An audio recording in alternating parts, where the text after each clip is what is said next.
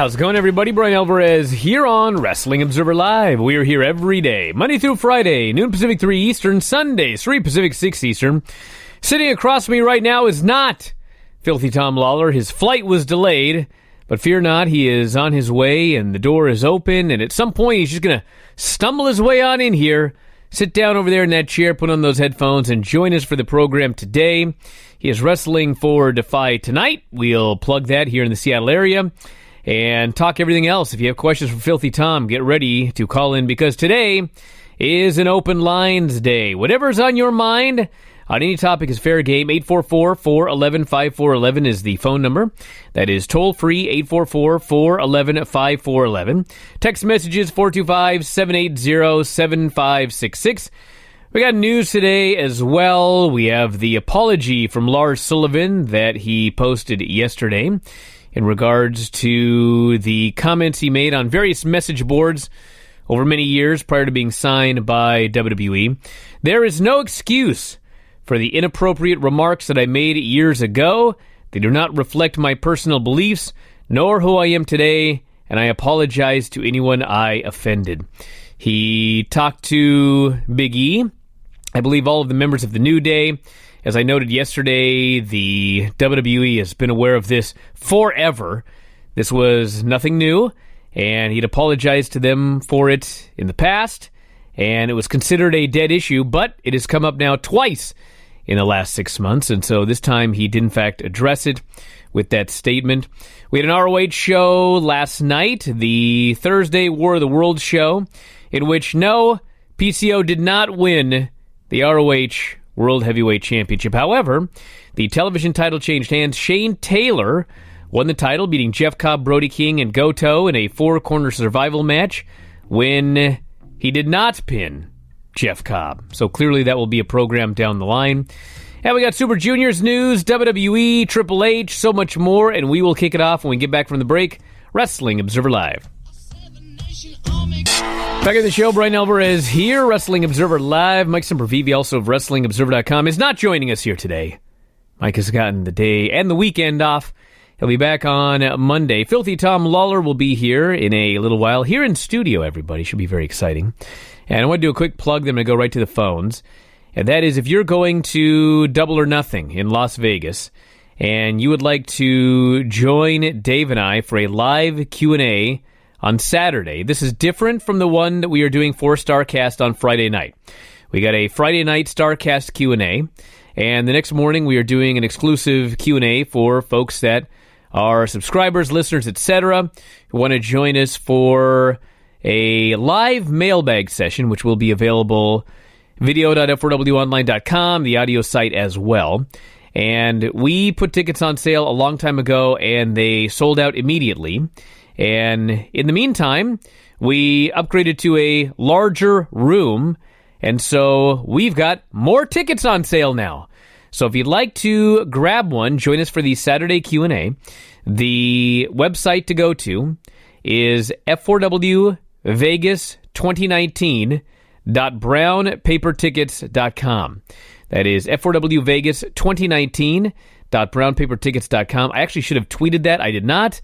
I will tweet it during the break and then guide you there again. But if you'd like to join us for the Q&A, that's the website to do so. And thanks everybody in advance who is going to show up for what has always been a really, really fun time. Everybody always really enjoys themselves. There's a meet and greet and some other stuff as well. So check it out, f4wvegas2019.brownpapertickets.com. I'll tweet that out during the break. Let's go to the phones. You are on the air. What's going on? How's it going, Bryan? This is Des from Dublin, Ireland. Yes, my friend. What's happening? Well, long-time subscriber, first-time caller, so pleasure to talk to you. So I was at the show last night in Dublin, and I had a couple of observations. I suppose, watching Kofi. I've watched Kofi for years. I love the guy, but he's just miscast as the champion. Like, the crowd was really hot last night because Becky was there and all that. But he just lost. Like, the crowd was dead for his match, and I felt bad for the lad, but Who did he wrestle? You know, I feel like it's going to be... He was Kevin Owens. So at first it was Xavier Woods versus Sami Zayn, and then Kevin Owens interfered, and then Kofi came out. And it was good, but it just lost the crowd. Wow. So I kind of thought that was unfortunate, you know? That's sad. Secondly, with the Lars Sullivan statement, last night he came out twice and he attacked R-Truth, and then he attacked I think it was Kofi again. He came out and attacked, and I'm like, right, the optics of that do not look great considering his past comments, so maybe don't do that. Anyway, that was just an observation that other people said to me as well around. And then thirdly, the advertising of the matches. AJ Styles was supposed to be there. He didn't show up. Cesaro was advertised. He didn't show up. So, they're in Belfast the night before. They could have easily sent down Finn Balor or someone like that. And so I thought that was a bit irritating because I was definitely looking forward to seeing AJ.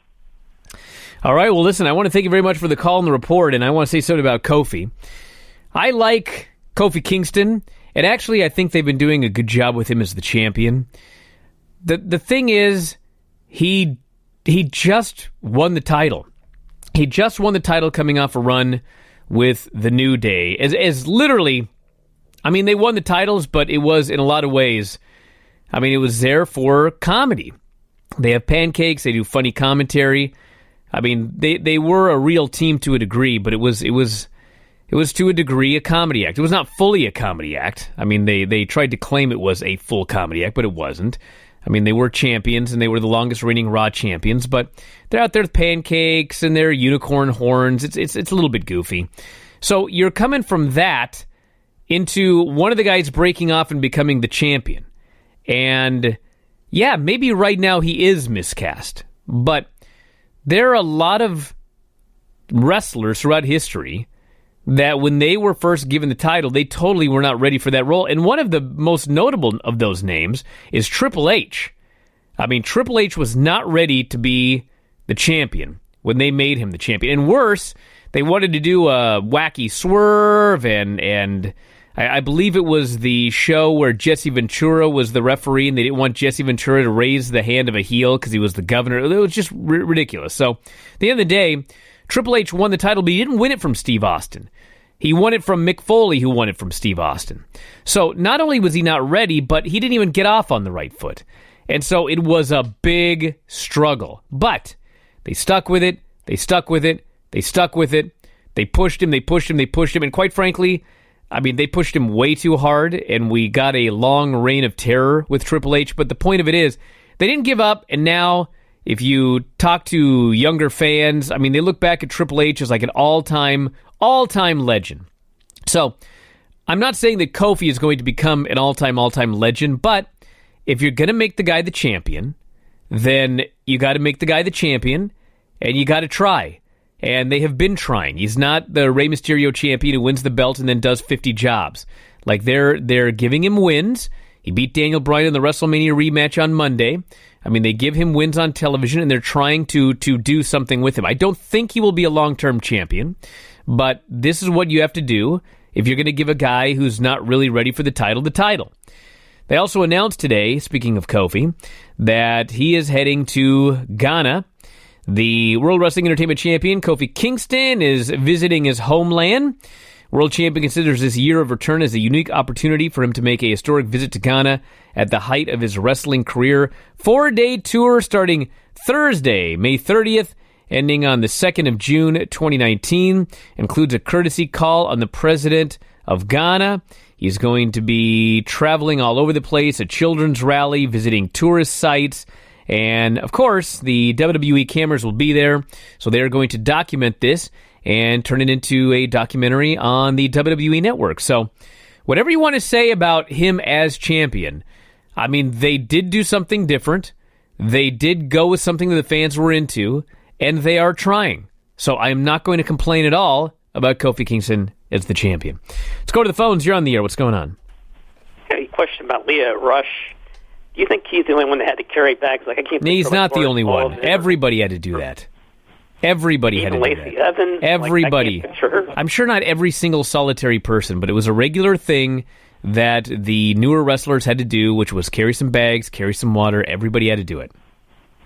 Well, how about you? Did you ever have to carry Timothy Flowers bags that Tom had to do? I can't picture people asking Tom because they'd be afraid they'd beat him up. I have carried Buddy Wayne's gear before, yes. Well, ask Tom, because I doubt they asked Tom to do it. I'll make sure I ask him when he gets here on the show if he's ever had to carry anybody's bag. All right, let's go to the phones. You're on the air. What's going on? Turn the extinguish your listening device. Go ahead. Hey, Brian, this is Scott in New Jersey. What's up, Scott? Hey, I have a question about ratings, which is not a normal question that you guys get. Not going to ask any stupid things about YouTube or Facebook or anything like that. My question is, it seems like Dave and others are able to get very detailed numbers for, like, teenagers turned the show off, at the 9 o'clock hour and stuff like that. And I was just curious how that stuff was tracked, because a lot of households probably have people of multiple ages, and I just curious how those are tracked. Well, I want to thank you very much for the call. It's tracked the exact same way. I mean, as much as people make fun of Nielsen for using the diaries, and they're like, it's 2019, why don't they just have a deal where if your TV's on, they know who's watching? Well, part of the reason that you handwrite a diary for Nielsen is they want to know, well, yes, the TV is on Raw, but, like, who's watching? Are the kids watching? Are the parents watching? Are they watching together? Are 3 people watching the show? Is 1 person watching the show? If you just have some system where, like, if the TV is on, it tracks you as a viewer, that doesn't really track viewership. That tracks a household. They want to know, like, how many people are watching, what are the demographics, and so there are diaries. And so when the ratings come out, you'll get the rating for the number of households that watched, the number of people that watched, the number of people in the various demos that watched, and that's how they do it. They still track it with a diary in most cases. Back in a moment, Observer Live. Back on the show, Bryan Alvarez here, Wrestling Observer Live, and no Mike Sempervive, no Filthy Tom, although he'll be here, I presume, at some point. Traffic was bad for some reason. So I have tweeted out the link if you'd like to join us for the live mailbag on Saturday over All In Weekend, All In 2, Double or Nothing. The location, the Tuscany Suites and Casinos, and you can grab your tickets right now. It'll be at 11 o'clock a.m. on Saturday. Live mailbag will be available as a podcast and also at video.f4wonline.com as well. But you can join us. And also join us for the meet and greet as well, I believe. And that link is up on my Twitter, at Bryan Alvarez. Or you can go to F4WVegas2019.brownpapertickets.com. And my buddy Adam here wanted to know if we had an option for the suite party and the Q&A. But I think the suite party is, like, completely, absolutely, totally sold out. Like, we'll get in trouble if more people end up in that room. So it is not looking like that is going to be an option. This person here says, who's betting Kofi will lose the title before returning to Ghana like Jinder did before heading to Abu Dhabi? Well, anything can happen in WWE, everyone, because plans change on a daily basis. But in my opinion, in my educated opinion here, the main event of this upcoming Money in the Bank pay-per-view was supposed to be Daniel Bryan versus Kofi Kingston. And Daniel Bryan got hurt at WrestleMania, and he disappeared, and they didn't know how long he was going to be gone, and so Kevin Owens had to turn heel, even though he was scheduled to be a babyface, and he wanted to be a babyface longer, but they had to turn him heel, because he ended up replacing Daniel Bryan in the Money in the Bank main event, because they didn't know if Bryan would be back. Well, Bryan got cleared, and he's back. So what they did was, instead of doing Bryan and Kofi at Money in the Bank, they did Bryan versus Kofi on Raw, and Kofi won, which tells me that the plan was for Kofi to beat Bryan at Money in the Bank. So if Kofi was going to beat Bryan at Money in the Bank, and Bryan got replaced by Kevin Owens, then my guess is that Kofi Kingston is beating Kevin Owens at Money in the Bank. So no, I do not think he will lose the title before he goes to Ghana, but it's WWE. Anything can happen. So we'll just have to wait and see. When the show's over, we'll know whether he lost or not. And before that, we won't. Let's go to the phones. You are on the air. What's going on?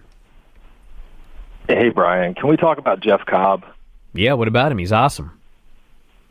Well, yeah, he's great, but he's lost 3 title matches in the past week, including dropping singles titles to Taichi and Shane Taylor. Yeah. What is going on? Has this got to do anything with Lucha Underground? No, because he's got a full release now.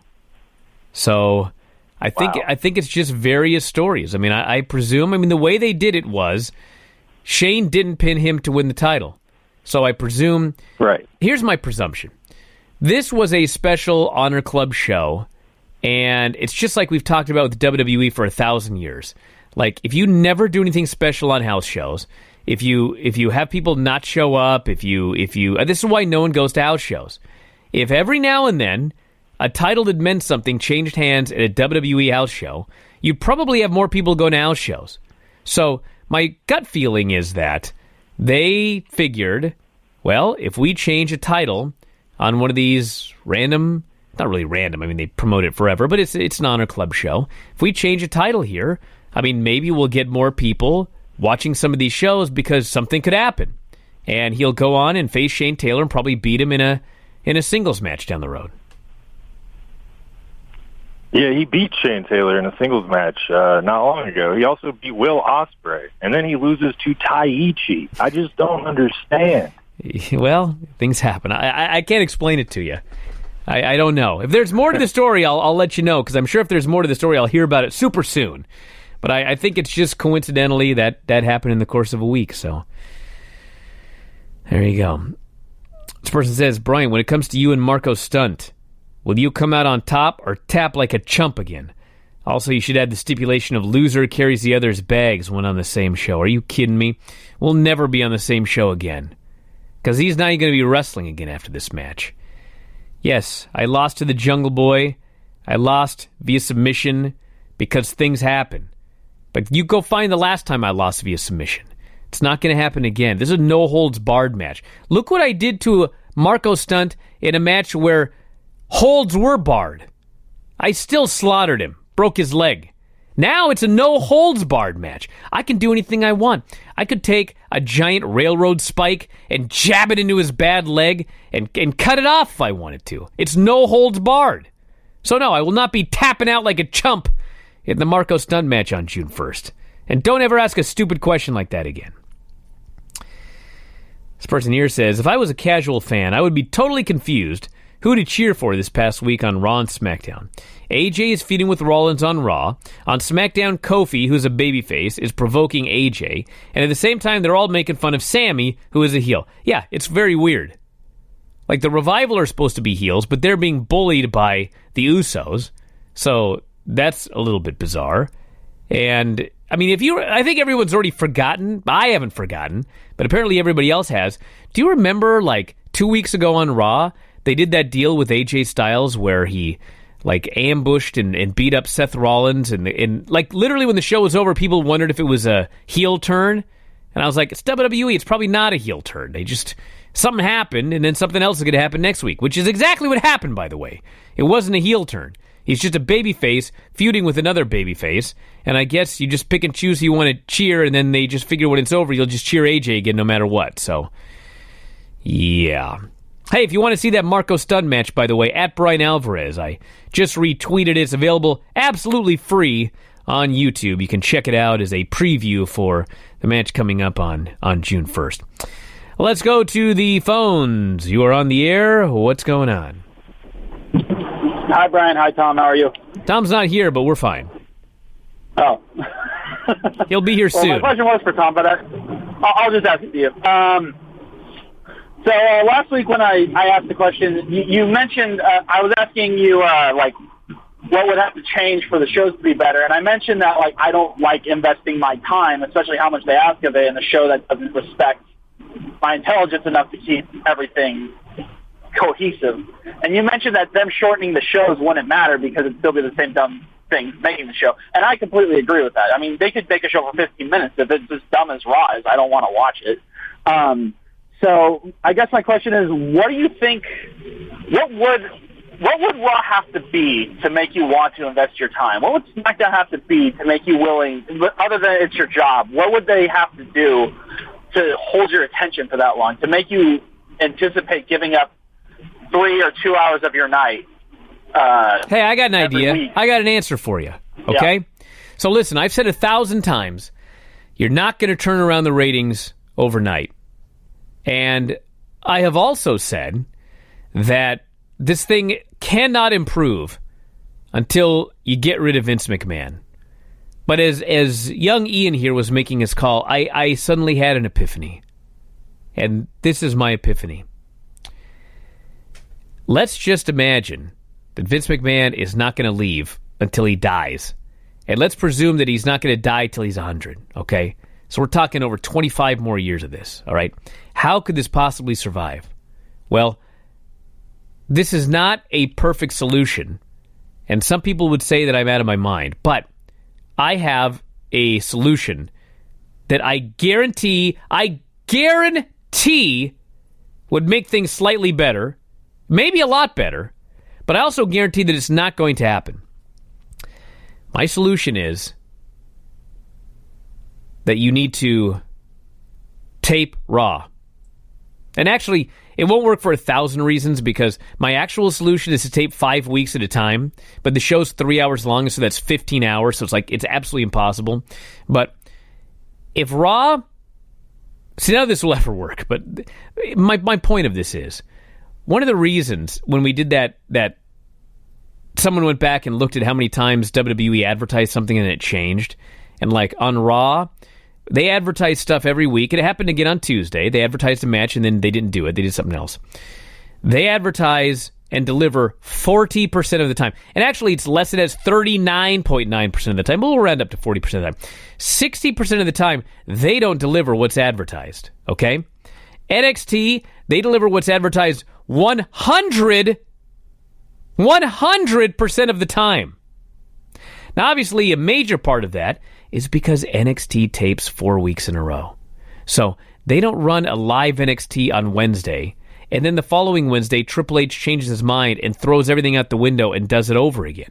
When they tape 4 weeks of TV, they're stuck with 4 weeks of television. The best you could do is shoot something where William Regal backstage changes something. But then, what difference does that make? Because you already taped it and it's going to air. So, everybody talks about live. Honest to God, if Vince is in charge, they'd be better off taping 5 weeks of Raw in a row, and then he's stuck for 5 weeks of having to just run everything that was already planned. That would be a massive improvement. Now, for 1,000 reasons, it's never going to happen. You can't tape 5 hours of Raw if the show's 3 hours long. It's just impossible. You can do that with NXT because it's a 1 hour show, and it's actually 40 minutes if you take out all the video packages. You can very easily tape 5 straight weeks of NXT and then stick to your plans. The other problem is Fox and SmackDown.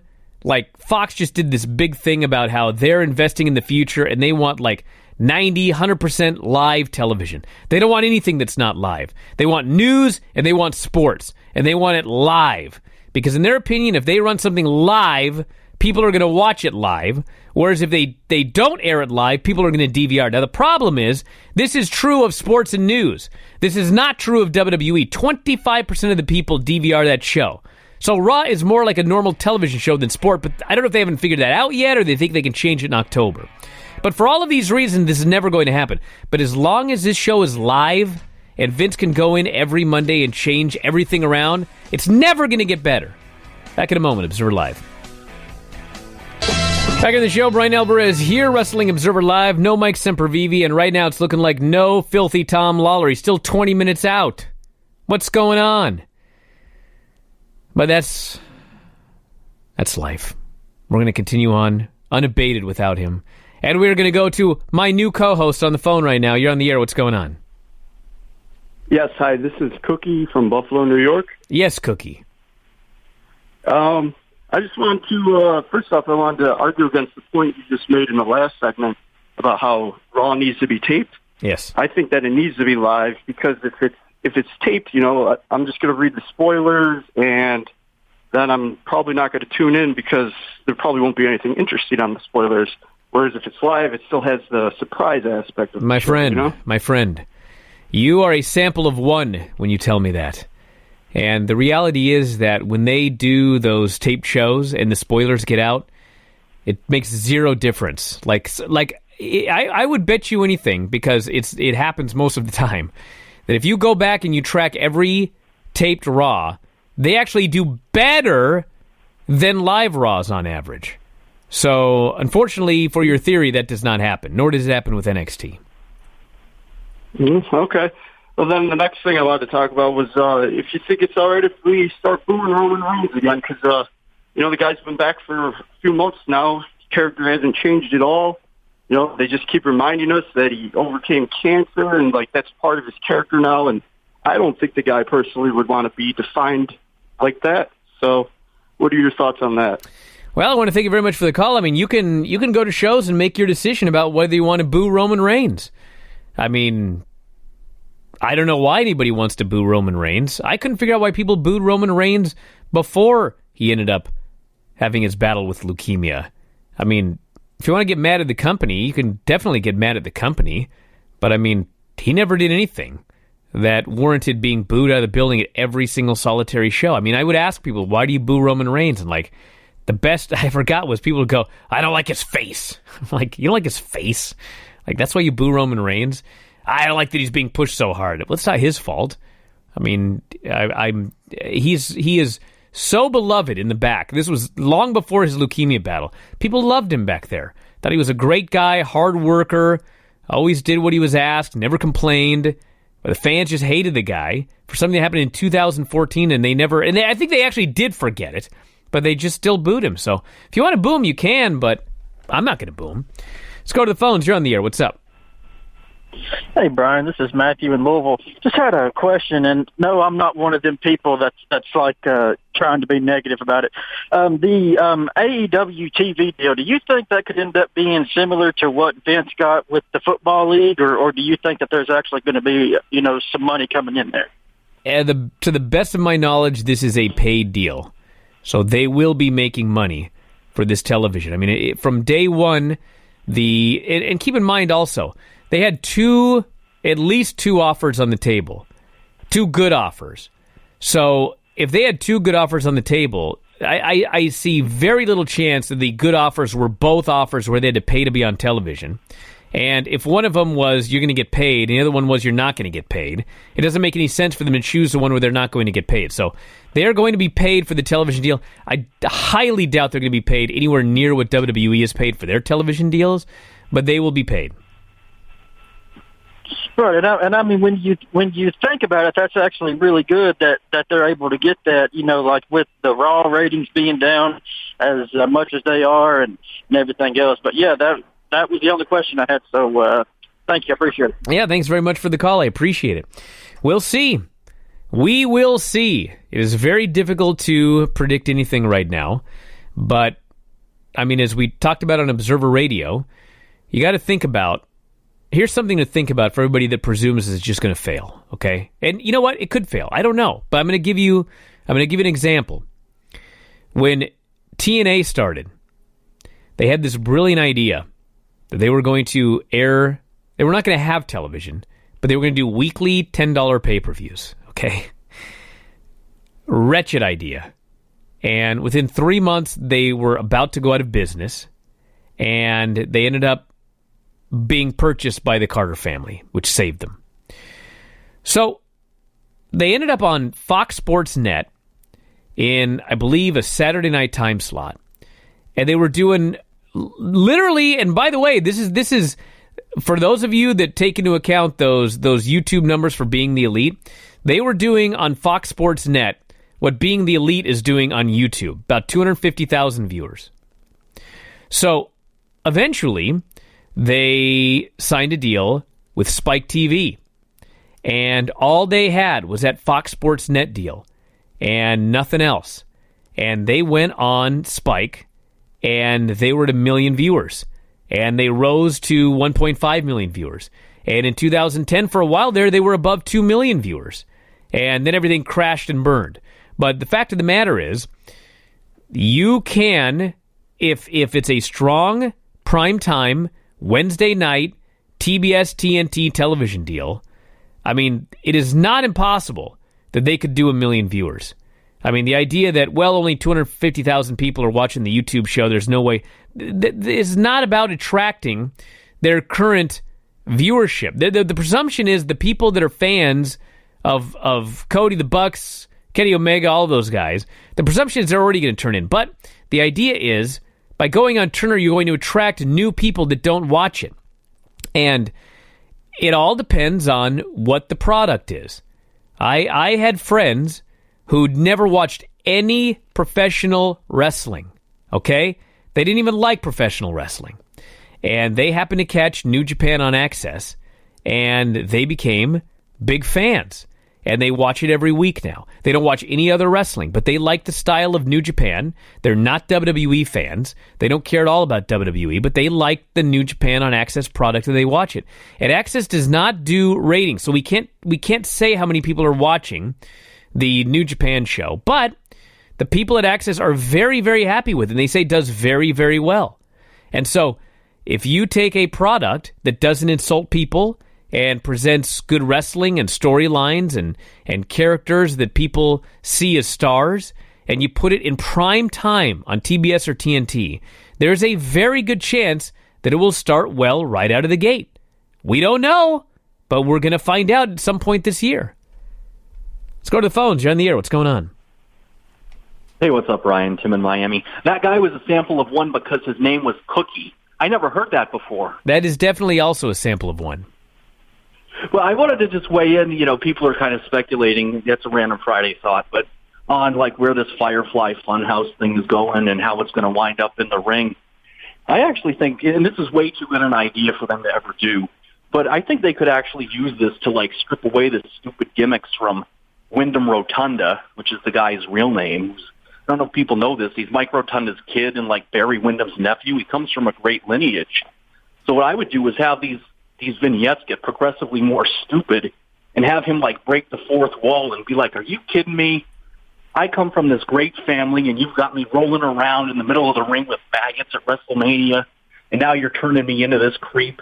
And then he becomes like a really serious, driven wrestler. That's what I would do with it. I mean, I think that you need serious wrestlers, but you also need like some outrageous personalities. I mean, you need a mix of everything. I mean, you don't need to have people with Icy Hot down their trunks, but, I mean, you can't just do a straight... Like the guy yesterday emailing going, well, if all they do is 7-star matches and no storylines, it's going to fail. It's like, well, yeah, of course it's going to fail, but that's not what they're going to do. Like, they're going to have storylines, and they're going to push guys with personality. I mean, if you watch the press conferences, I mean, they're out there trying to get people's personalities over, so... I mean, you need a mix of everything for this to succeed. I agree. I just think this is a way over the top. It's getting stupid for me. It's getting really, really silly. What aspect? For them. This stupid. I mean, it's like a kids show. He's like a cross between Pee Wee Herman and Bob Ross. I see. I mean, how is this ever going to be a gimmick that winds up in a wrestling ring? Well, he's going to go in there and he's going to wrestle like Bray Wyatt. Okay, I'm not looking forward to seeing it. I think it's going to be a huge flop. Well, we shall see. I want to thank you, Tim. I don't know what they're going to do with Bray Wyatt. Okay, maybe it'll be a gigantic success, but all I know is from watching this company forever, like I expect Bray Wyatt to get in the ring and wrestle like Bray Wyatt used to wrestle. I mean, what historical precedent do we have that anything different is going to happen? Anybody? Like, who's the last guy that vanished for a long period of time, and they came back and, like, everything about their in-ring and everything was different? I mean, you know, people have gotten makeovers, and they've gotten new gimmicks, but, I mean, Bray Wyatt is a guy that came up through developmental, and he's been doing the WWE style his entire career. He knows nothing else.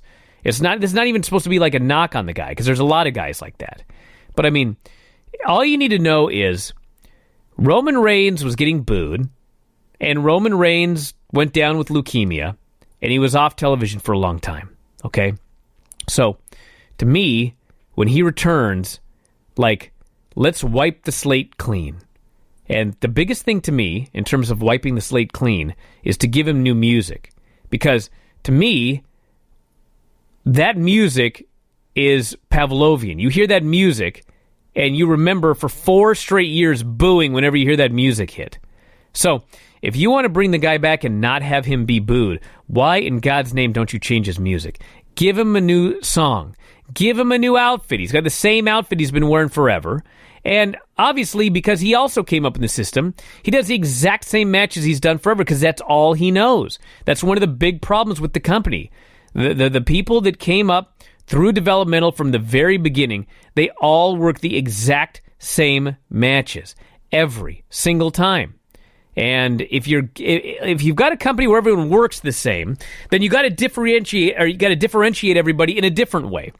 And yes, we're doing something very different with Bray Wyatt for his character, but eventually he's got to get in the ring, and I expect it to be the exact same Bray Wyatt. I could be wrong. I've been before. We shall see. To the phones, you're on the air. What's up? Hey, Brian, my name is Lucas. I'm calling you out of Nebraska. Hey, I got to thinking, if, let's say ratings do continue to decline, and I know WWE are projecting large revenues around October when they start heading to Fox and stuff like that. Let's say the Fox deal doesn't work out, they get moved over to FS1. Do you think that will affect how cities bid for WrestleMania if business continues to decline, at least ratings-wise? Well, no, because the WrestleMania is still going to generate tens of millions of dollars for any city that hosts it. Like WrestleMania this year was very, very successful. Like, it sold tons of tickets. The gate was huge. The secondary market was huge. It brought in tons of money for the New York market. I mean, the traffic situation and public transportation was a disaster. But, like, as far as, like, what did WrestleMania mean for the New Jersey, New York market? I mean, it meant a lot. And so, until that changes, I don't see it affecting the bids for WrestleMania anywhere. No, I agree with that. I was just curious if business does continue to dip, do you think maybe they'll kind of get their eyes on AEW if AEW starts, coming up? And they'll see, well, maybe this is a little bit better than how WWE is doing business. Well, I mean, I don't think so. I mean, with television, you can always look at, okay, here's history. Sometimes shows hit it and get big ratings. But as far as like business for running a show in your area, it's going to be a long time before a city goes, we'll take AEW as opposed to WrestleMania. And probably will never happen. Back in a moment, Observer Live. Back in the show, Bryan Alvarez here, Wrestling Observer Live. Mike Sempervive is not here. Filthy Tom is not here. I'm all by my lonesome. But thankfully, I have these text messages. Rumor has it, Goldberg is taking on Lashley in Saudi Arabia. Any truth to this rumor? There is no truth to any rumor until they announce the card. Goldberg and Lashley were going back and forth on Twitter, and so the presumption was that they were going to have a match, but nothing is official until it's official. In fact, I heard it's possible Goldberg will be in a tag match. So we'll see, and we'll know when they actually make the announcement, at which point that also could change, because it's WWE and 40% of what they announce ends up being delivered. This person here says, it took me 2 days to even realize this, but AJ, the Usos, and Miz were on SmackDown this week as a big deal. They were all a part of SmackDown until 2 weeks ago. Ember Moon was the only person who was drafted to SmackDown in the shakeup who appeared in the arena. Yeah, AJ Styles came out at the beginning of the show, and I forgot that he was on Raw. Because he'd been on SmackDown forever, and he'd only been gone for 2 weeks. So, yeah, this wild card thing, I mean, it's going to last for a little while, but I don't know how long. Why do you keep claiming you broke Marco's leg? You didn't. Who are you? What are you talking about? Don't question me. Are you going to get the crab cake appetizer at Prime tonight? Well, we'll find out if Tom gets here. If he gets here, we're going to the Prime Steakhouse in Bothell, a fine eating establishment full of steak and meat, beef, chicken, bone broth. Salivating right now. And we're out of time. I want to thank you all for listening here today. We'll be back this weekend with more. Have a great Mother's Day as well. All sorts of great stuff up at WrestlingObserver.com. Check out my Twitter at Bryan Alvarez for all the latest news. And thanks again, everybody. We'll talk to you next time. Wrestling Observer Live.